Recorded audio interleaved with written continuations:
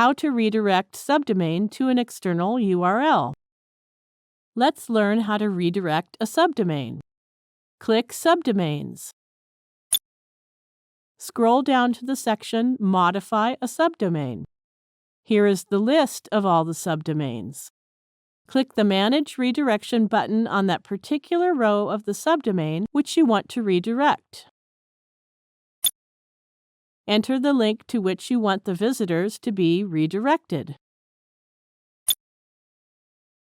Then click the Save button. That's it. We have successfully redirected the subdomain to a different link. Now click Go Back. Notice that the subdomain is now redirected to the entered URL. Thank you for watching.